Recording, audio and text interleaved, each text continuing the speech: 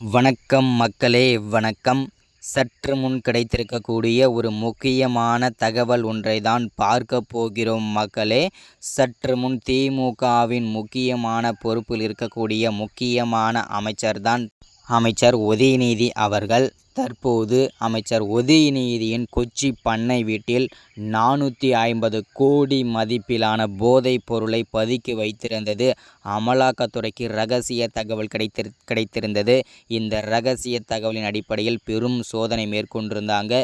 இந்த சோதனையில் 450 கோடி மதிப்பிலான போதைப் பொருட்களும் கைப்பற்றி இருக்கிறார்கள். அது மட்டும் இல்லாமல் பல கோடி ரூபாய் மதிப்பிலான கருப்பு பணங்களும் அங்கு பதுக்கி வைத்திருந்தது பெரும் அதிர்ச்சிக்குள்ளாயிருக்கிறது. அதையும் பார்த்தீங்கன்னாக்கா கைப்பற்றியிருக்கிறார்கள் அமலாக்கத்துறை.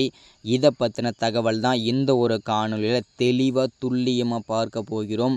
இந்த 450 கோடி மதிப்பிலான போதைப் பொருளுக்கு சொந்தக்காரர் யார், இந்த 450 கோடி போதைப் பொருளை கொண்டு வைத்தது யார் அப்படின்றத பற்றி தெளிவாக பார்க்கலாம். அதற்கு முன்பு நமது அரசியல் நியூஸ் சேனலுக்கு நீங்கள் புதிய பார்வையாளராக இருப்பதற்கு வாய்ப்புகள் நிறையவே இருக்கிறது மக்களே.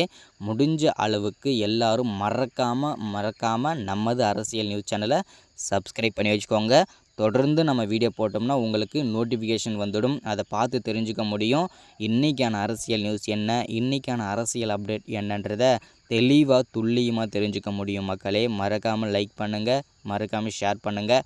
ஓகே, வாங்க வீடியோக்குள்ளே போகலாம்.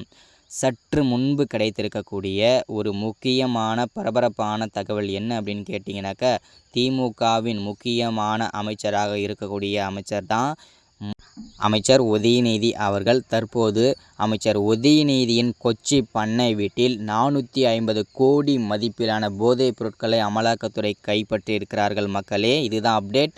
அது மட்டும் இல்லாமல் இவரை அதிரடியாக அமலாக்கத்துறை கைது செய்ய போவதாகவும் தகவல் வெளியாகி கொண்டிருக்கிறது மக்களே. என்ன நடக்கும்ன்றதை நம்ம பொறுத்திருந்து தான் பார்க்க வேண்டும். அது மட்டும் இல்லாமல் பல கோடி ரூபாய் மதிப்பிலான போதைப் பொருட்களை கடத்தி வெளிநாடுகளுக்கும் கடத்தியிருப்பது பெரும் அதிர்ச்சிக்குள்ளாயிருக்கிறது. அது மட்டும் இல்லாமல் பல லட்ச ரூபாய் மதிப்பிலான கருப்பு பணங்களும் அங்கு பதுக்கி வைத்திருந்திருக்கிறார்கள். அந்த பதுக்கி வைத்திருந்த கருப்பு பணத்தையும் அமலாக்கத்துறை கைப்பற்றி விட்டார்கள் மக்களே.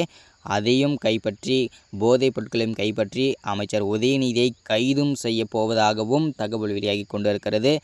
அது மட்டும் இல்லாமல் ஒரு 6 மாதத்திற்கு முன்பு 30,000 கோடி ஊழலில் வசமாக சிக்கியிருந்தார் அமைச்சர் உதயநிதி. மீண்டும் இந்த போதைப் பொருட்கள் வழக்கில் சிக்கியிருப்பது பெரும் அதிர்ச்சிக்குள்ளாயிருக்கிறது மக்களே.